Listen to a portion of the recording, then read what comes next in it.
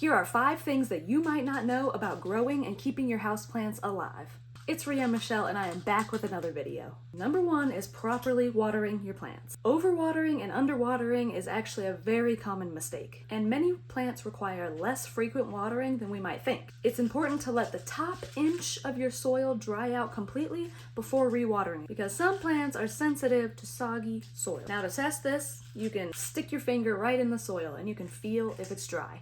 What I do is I see if the top's dry, stick my finger in. If it's damp still when I stick my finger in about an inch, then I know it's not time to water. But if it's completely dry, then I water them again. If you're unsure about this or you don't want to get your hands dirty all the time, you can always get a moisture meter, which I have linked down below. You can find them on Amazon. Another little tip is having a good amount of perlite in your soil mixture can help regulate moisture as well. And depending on your plant, you can choose to go with a more chunky soil mixture that has like orchid bark or something in there to make it more aerated to help the water flow through. Bark also retains moisture a lot longer than just regular soil. Number 2 is understanding light requirements. Different plants like a different amount of light.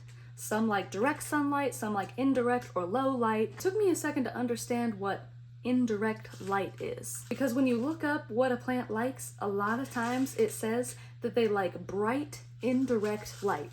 What does that mean? Okay, so direct sunlight is if your plant is in your window and the sun is actually hitting the plant, you can see that the sun is there. Indirect light is if it's a little bit off to the side where that room is still getting plenty of sunlight, but the sun isn't directly hitting it.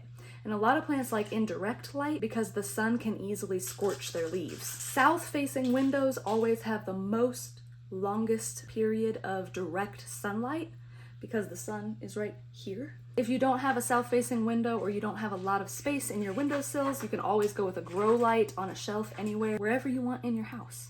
Number 3 is choosing the right pot. It's not just about what pot is the cutest and most decorative. One thing to think about when choosing your pot is the size. If you have a pot that's too big, that can cause overwatering and overly soggy water, which could potentially lead to root rot. A pot that's too small could constrict the root's growth, hindering its ability to grow. The other thing to consider when choosing a pot is drainage. You want your pot to have drainage. When you water it, it doesn't all just sit at the bottom because that again could cause root rot. If you have a decorative pot that does not have drainage or have good drainage, an option is to get these plastic nursery pots. They come in all different sizes. They have ample drainage on the bottom. You can even get some that have drainage out the sides too. You get these in the size of the decorative pot you want, plant your pot in the nursery pot, and then stick it in the decorative pot to get the same effect. Number 4, which I think is oftentimes missed, is regularly cleaning your leaves. Dust and debris can accumulate on the leaves, hindering your plant's ability to photosynthesize and respire. So you can get a damp cloth and gently wipe and dust your leaves, and that will really help your plant be able to breathe better and stay healthier. Okay, number 5 is avoiding drafts and temperature extremes. Sudden temperature changes and drafts can stress a plant out. It's important to keep them away from cold drafts or direct heat sources. Most houseplants prefer a consistent temperature, so avoiding extreme fluctuations is vital for your plant's health. So ways to avoid these things is if some windows have a natural draft or coldness that comes off of them in the winter, avoid placing them there. Or if there's a spot right by your heater, you want to avoid putting them there as well.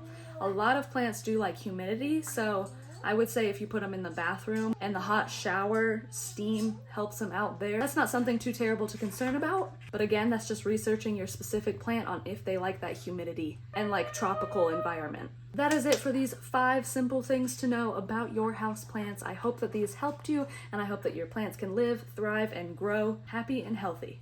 Let me know if these were helpful for you, and I'll see you next time.